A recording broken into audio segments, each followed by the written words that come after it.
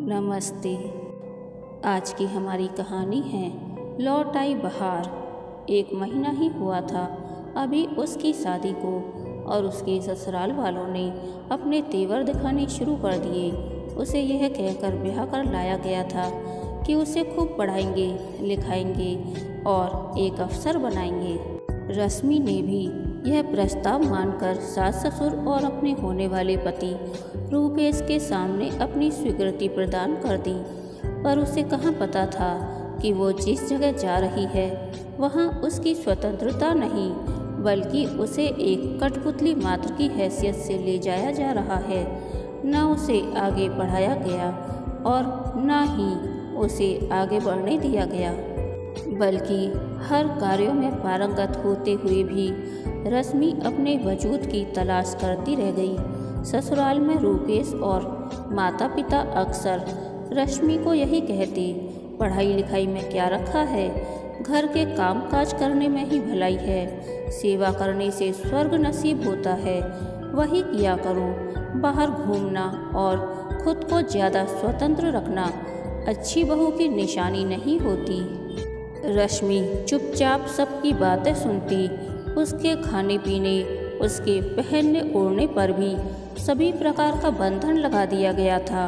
वो सास ससुर की सेवा में धीरे धीरे अपने अस्तित्व को भूलती चली गई और वो एक कठपुतली मात्र बन के रह गई। रूपेश बोला, चलो मैं तुम्हें चटपटे गोलगप्पे खिलाता हूँ।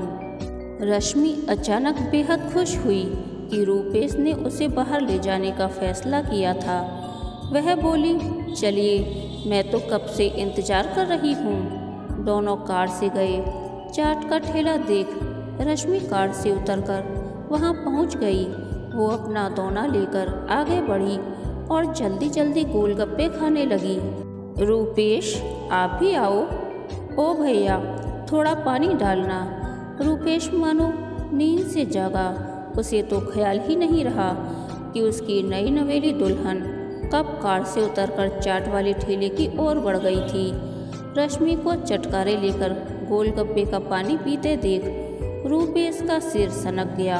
ये उसकी अभिजात जीवन शैली पर करारा तमाचा था।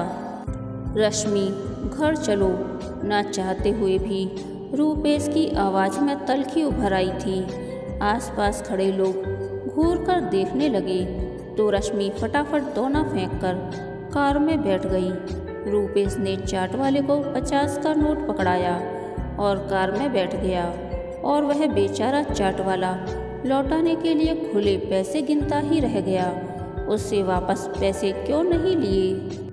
रश्मि ने भोलेपन से पूछा। जवाब में रूपेश क्रोधित हो गया और कहा, रश्मि तुम बड़े परिवार में शादी करके लाई गई हो, बड़े शहर में रहने का तरीका सीखो। तुम जाने माने डॉक्टर रूपेश कुमार की पत्नी हो। इस तरह सड़क पर गोलगप्पे खाते अच्छी नहीं लगती। रश्मि एक मध्यम वर्गीय परिवार से थी, लेकिन रूपेश का परिवार उच्च कुलीन था।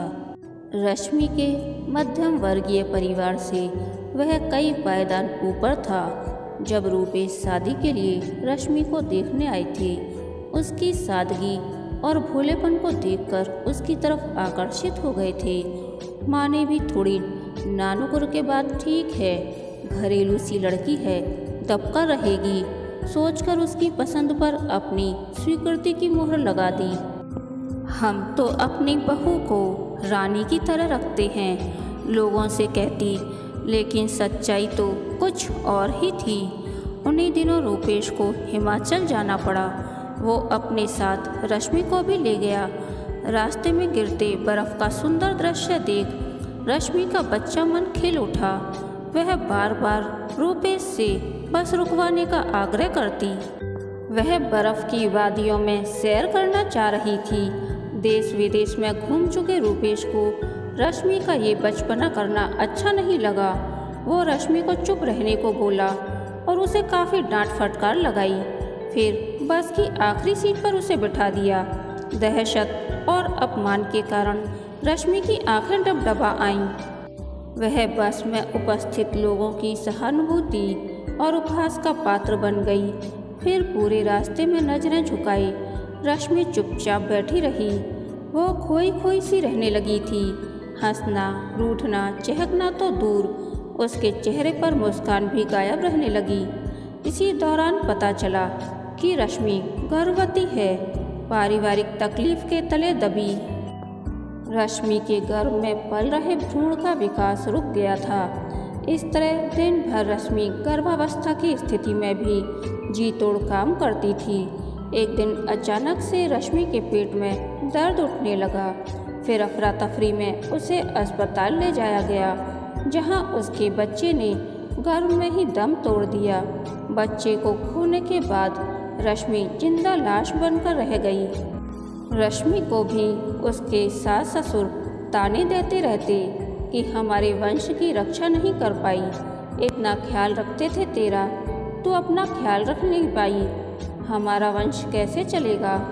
रश्मि चुपचाप सी खड़ी सब सुनती रही।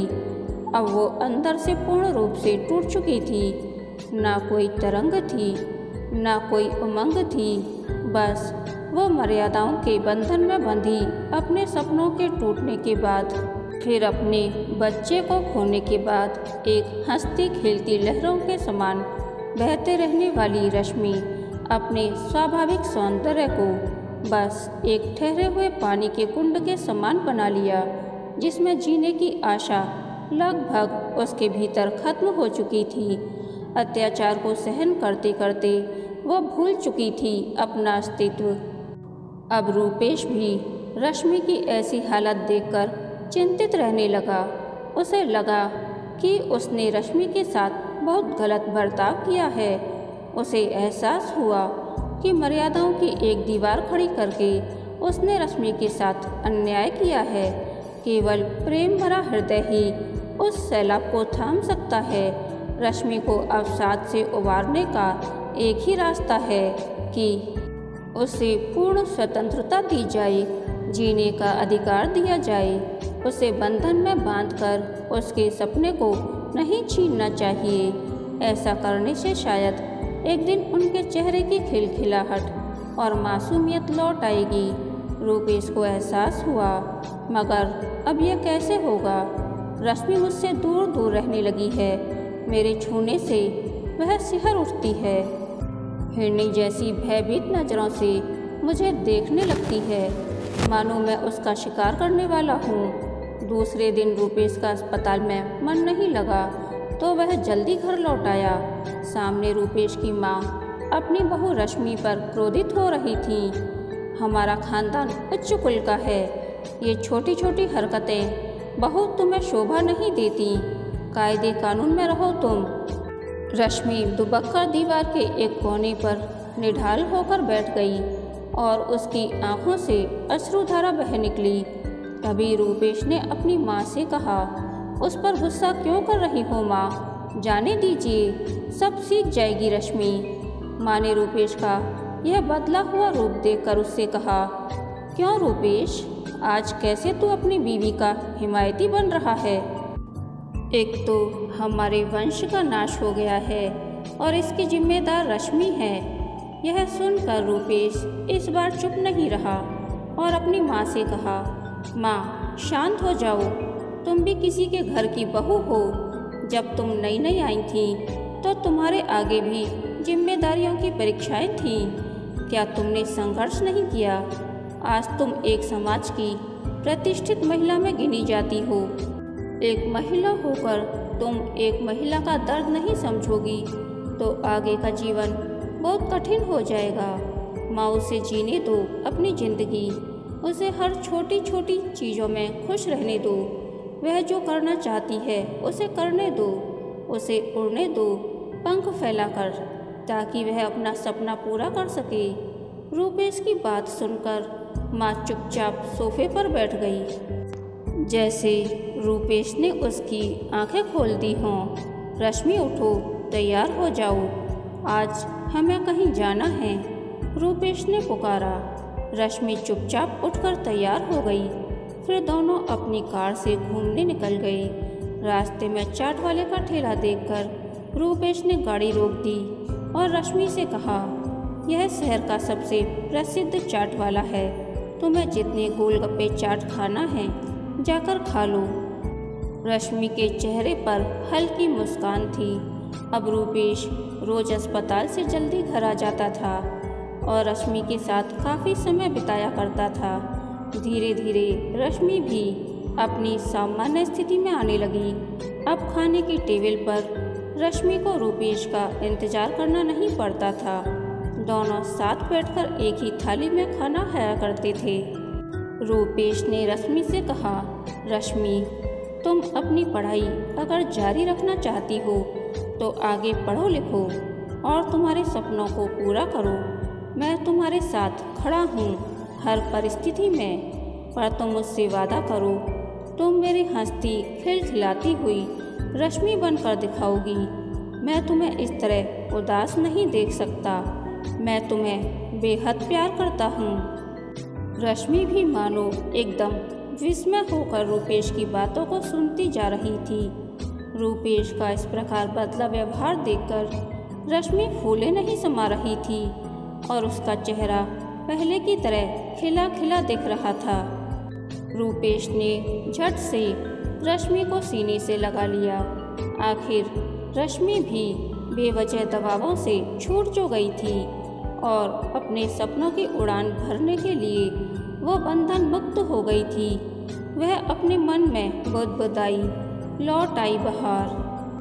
कहानी के अंत तक बने रहने के लिए धन्यवाद। यह कहानी आपको कैसी लगी प्लीज़ कमेंट करके बताइए।